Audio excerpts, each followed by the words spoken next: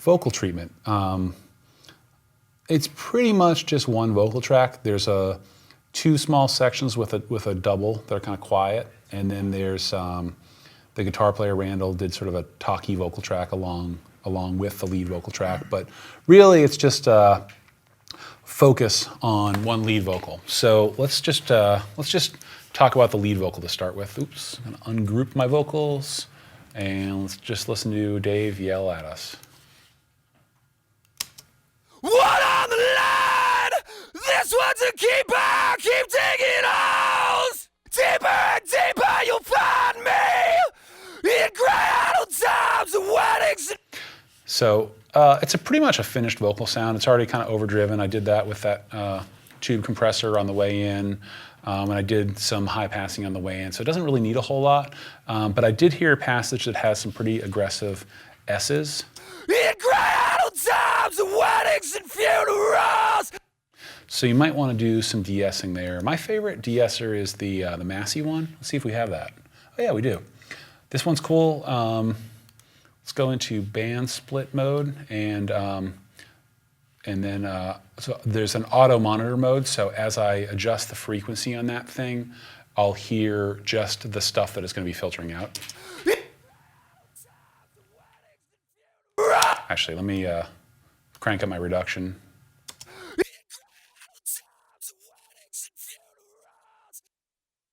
So I'm kind of dialing in which frequency I want the crossover to be for where it's de-essing. So if you don't know what a de-esser is, it's essentially a frequency-dependent compressor.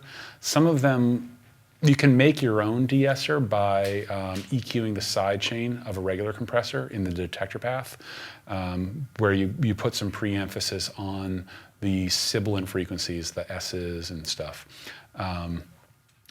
And then traditionally a de-esser will compress the entire signal, but keyed off of the sibilant emphasized signal in the detector path. Now, one of the reasons why I like this particular de-esser is it actually has a crossover built into it. So it will leave the low frequency stuff unaffected and just compress the high frequency stuff as it sees S's.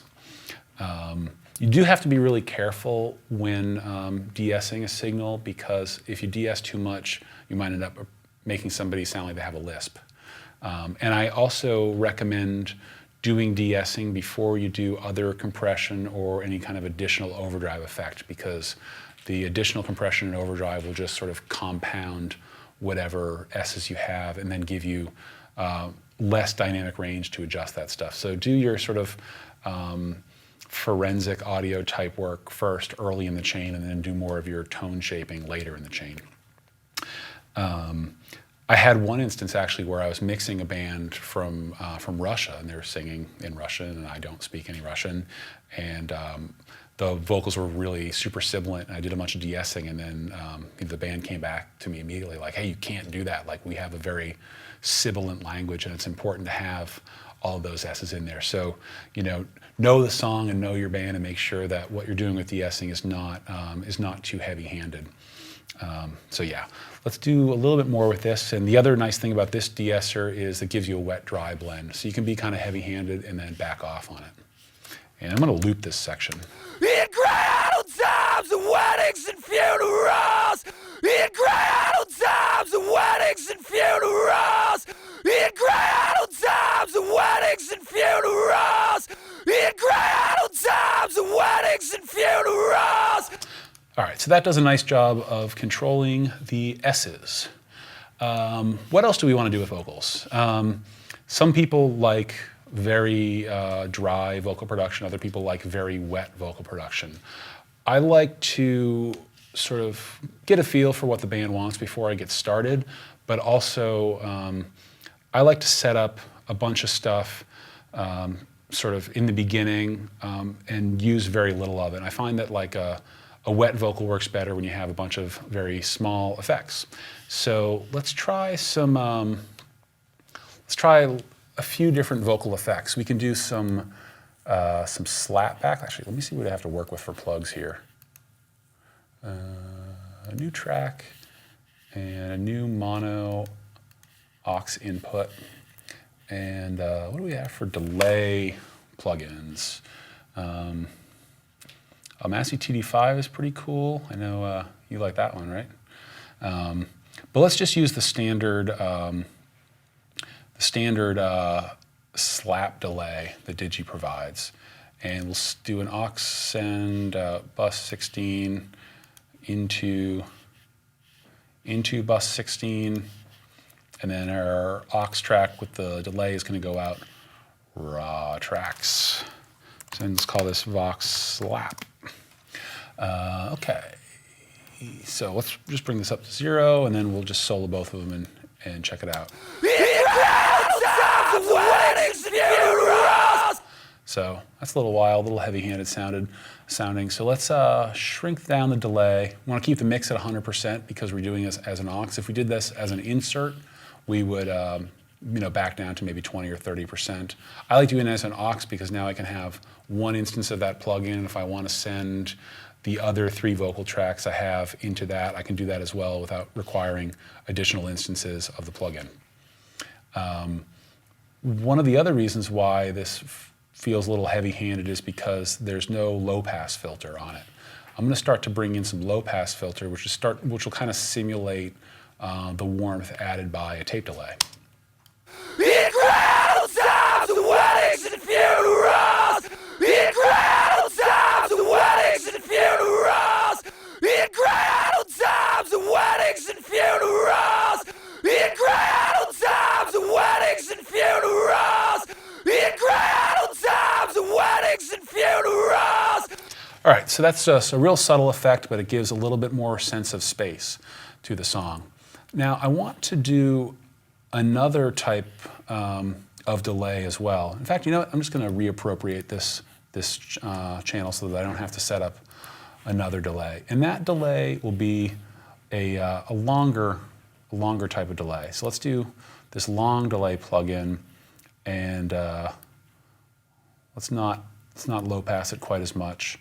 And this time I want to MIDI sync the delay. So this will put it in tempo with the song if our song was recorded to a click, or we know what the tempo was. And I think the song was not recorded to a click and we do not know what the tempo is. So let me show you how to tap that out. Let's see, how's this transport set? Let's go to expanded transport. All right, maybe I'll view the transport. Here's my window. Yeah, transport, there we go. So let's turn this thing off.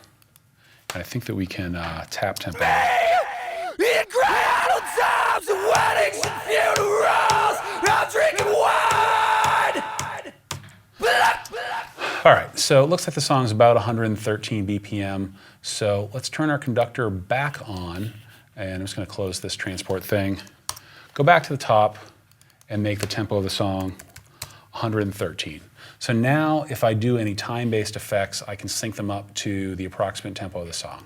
So now when I turn MIDI on, it should be 113. It'll follow that tempo. And if your song has tempo changes and you make a tempo map, let's say that the chorus goes up a couple of BPM, the verse goes down, or maybe there's a dramatic tempo change at some point in the song, your effect settings will follow the tempo map. So I'm going to do, let's say, looks like I don't have enough resolution to do half note. But let me switch over to extra long delay. Yeah. So now I have enough resolution to do half note. And let's see what the vocals sound like then. What on the line? This one's a keeper. Keep taking off. All right, let's hear it as quarter note. What on the line? This one's a keeper. Keep taking off. So this isn't really appropriate for this song. But if I were to use that effect in something else, it might be great. If I were to use it in this song, I would probably automate the send. So let's see. Over here he says, "This one's a keeper. Keep taking off. Deeper, deeper. let's just say we want to only hear it on the word deeper. we'd go in here and then sort of turn down that thing, turn down the send into the delay so it only would give us that delay sound on that one word. Deeper and deeper you find me! Okay, so it becomes a little more subtle that way, and we have some extra control of that stuff. So we'll also do some reverb and maybe some chorus on the vocals, and just real subtly, and the cumulative effect of all those effects will give you the amount of wetness that you like on the vocal. And that's pretty much the end of the pre-mix stage of my mix. At this point, I'd have kind of everything set up, my best guess of what gear I'm using and the palette of sounds that I'm going to choose for my full mix treatment. And then I'm going to start breaking it out onto the console, bringing it up on the faders on my console, and I'll start at that point either bringing in additional plugins or patching in hardware inserts to shape the character of the full mix. So one thing I was wondering about, you touched on it a little bit yesterday. You haven't brought up reamping again. Is that something you do very often, or is that part of your don't put off decisions ethos? Or yeah, I'm not a big reamp guy. Like I mentioned yesterday, I try to avoid it because I feel as though an amplifier and a guitar player or a bass player have a intimate connection with one another, just like a drummer has an intimate connection with their drum set. You know, they know how to coax certain sounds out of a drum set by hitting it in certain ways, and the same is true with the guitar amp. You know, and there's like a feedback loop happening. I don't mean like noisy feedback. I mean like a intuitive feedback happening. And as you hear certain sounds coming out of your guitar amp, you start playing differently. You dig in harder, you bend harder, you shake your guitar around, you do, you know, whatever. You're compensating for, like if there's not a ton of clarity coming off the amp, you might dig in and pick a little bit harder. If it's too clear, you might start moving your pick up the fret, up closer to the fretboard so you can have a more warm, open sound. And I think that this stuff happens kind of subconsciously with most proficient guitar players. And then to set out with the idea that you're going to reamp the tone means that the guitar player no longer has that sense of interaction with what is the final guitar sound. Now that being said, there's a lot of very practical reasons to do reamping. If you're recording in your bedroom, you know, for budgetary constraints or something like that, you're going to go into a studio later and reamp. Cool, I totally get that. If you are sort of just starting out, you're not super confident, or even if you're not just starting out. I mean, sometimes I'm not confident with a tone. Sometimes somebody comes into my studio and they have their own rig that they're super married to, and they're like, I really love this guitar tone, and I hear it and I don't get it. I won't necessarily strike it down, but I'll say like, okay, just as a safety, let's do a reamp, and then maybe later I do try to reamp it through something else, and sometimes it does save the session. But for me, it's not my first choice of things to do. It's done as a safety. Like if I'm mixing somebody else's recording, I like them to do reamps or DIs in case I need to reamp, but I don't set out to reamp it. Especially if I'm mixing remotely, I feel like it's not my artistic decision to, you know, put my stamp on a record. That kind of stuff should be done by the band, so I do try to avoid it. And the other thing that I mentioned about reamping yesterday was it gives you a nice visual representation of where the pick attacks are on a guitar. So if you're in a situation where you feel like you need to do a bunch of editing to the guitar performance, even if you don't use the DI or a reamp in your mix, sometimes that is a nice guide for where to do your various edits. But again, I don't do it very often, and I try to avoid it.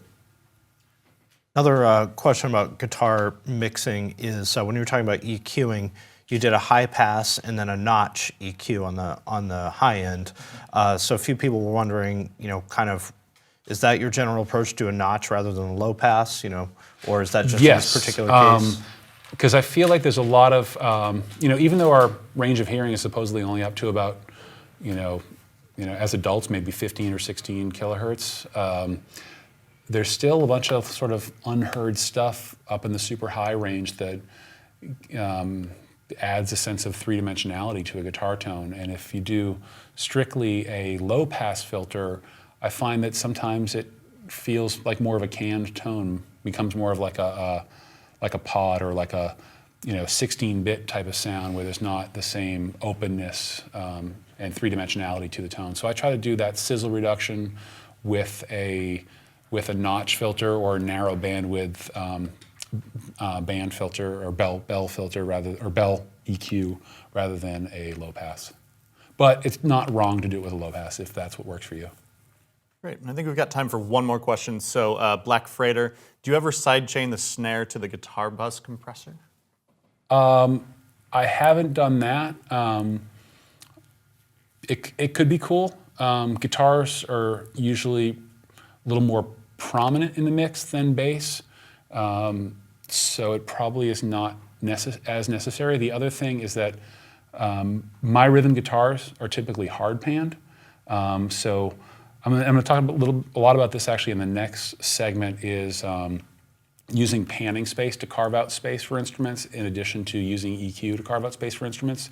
So where you can almost think about the sides as a totally different space than the center. I'd be more likely to sidechain a really bright bass mic from the snare than I would be guitar, because if you imagine like the guitar is constantly ducking down over here when something's hitting here.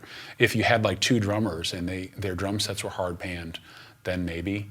But one thing that I will do that I didn't talk about as far as sidechaining goes is occasionally I'll sidechain the compressor on the guitars off the vocal, or sometimes sometimes maybe the room mics that are on the guitar I'll compress on a sidechain off of the vocal so that the guitar ducks out of the way of the vocal a little bit. But I don't do that very often.